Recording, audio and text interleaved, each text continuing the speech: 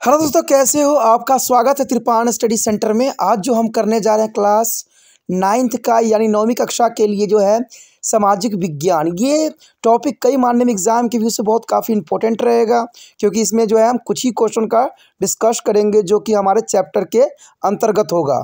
ठीक है, और ये आपके लिए इम्पोर्टेंट इसलिए भी रहेगा क्योंकि ये हिंदी इंग्लिश दोनों माध्यम में समझाया जाएगा।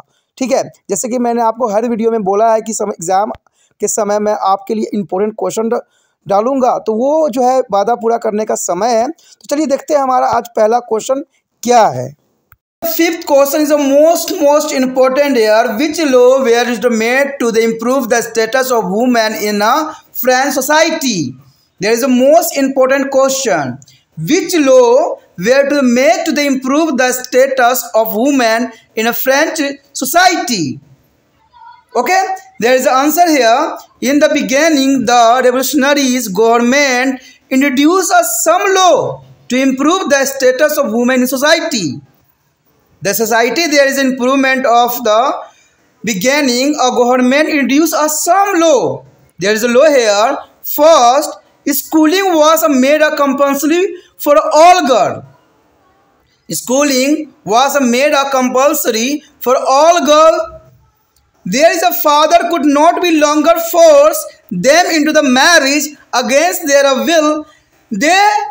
If they did so, there is a punished. There is an important point here.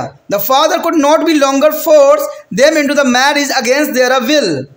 If they did so, there is a punished. And the third here, the marriage was made into a contract entry into the freely and it was registered under to civil law.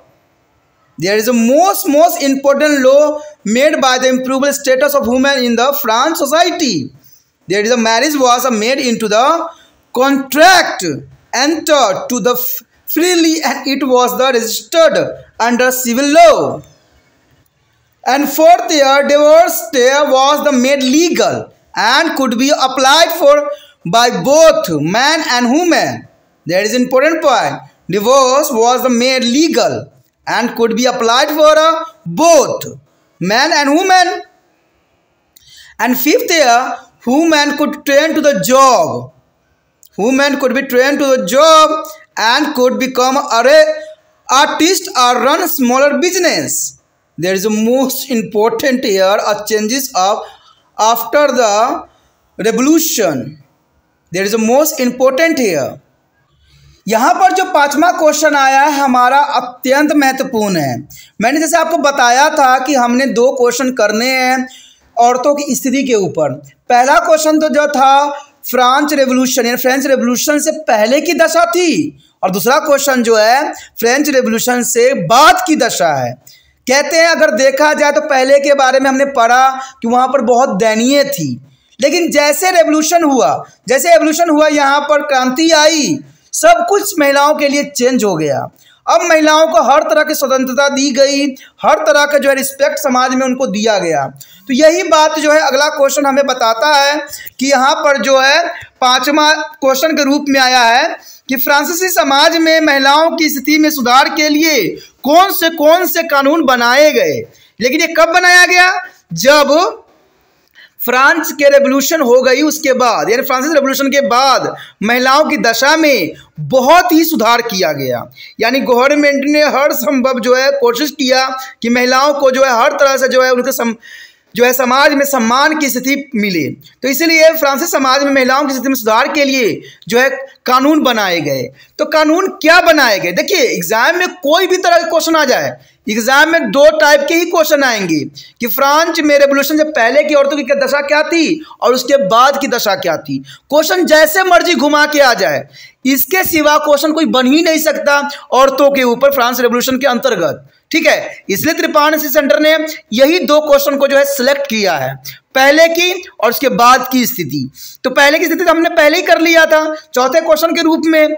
अब जो है उसके बाद यानी पांचवा question बताता है बाद की स्थिति, जब सरकार नहीं बनी तो क्या क्या चेंजेस किया गया और क्या लॉ बनाई गई, क्या कानून बनाई गई।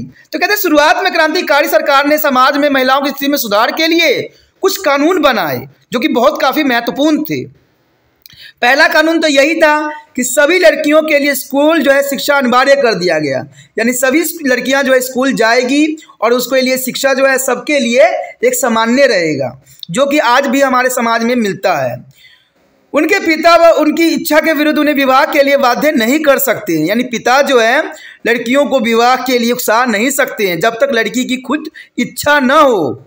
अगर कोई पिता ऐसा कार्य करता है तो उसे जो है सरकार की तरफ से सजा दी जाएगी। जैसे भारत में भी यही प्रावधान है कि 18 साल से कम लड़कियों की शादी जो है बैन है, और कोई ऐसा करता है तो कानूनी कार्रवाई की जा सकती है। तो सेम यही बात जो है फ्रांस रेवोल्यूशन के बाद जो नई सरकार आई उसने ये रूल रेगुलेशन को अपनाया कि कोई भी पिता जो है किसी भी लड़की के इच्छा के विरुद्ध उसको विवाह के लिए बाध्य नहीं कर सकते हैं, यानी जो है शादी जबरदस्ती नहीं कर सकते हैं।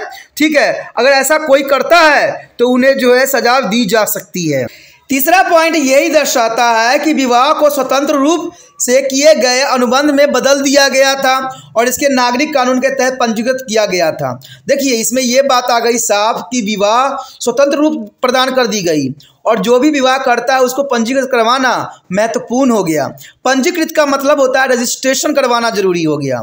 ठीक है, रजिस्ट्रेशन होता है पंजीकृत का मतलब कि कोई विवाह होता है, कोई विवाह करवाया जाता है तो उसको सरकार को इस बात की पता होनी चाहिए। ठीक है, जैसे सरकार जो है समय आने पर जो है कानूनी कार्रवाई किया जा सके, तो इसलिए विवाह को स्वतंत्र रूप देने के लिए उन्होंने क्या किया, पंजीकृत करवाना अनिवार्य कर दिया। ये सारी बातें हुई फ्रांस रेवोल्यूशन के बाद में। ठीक है, पहले की स्थिति बहुत ही दयनीय थी औरतों की।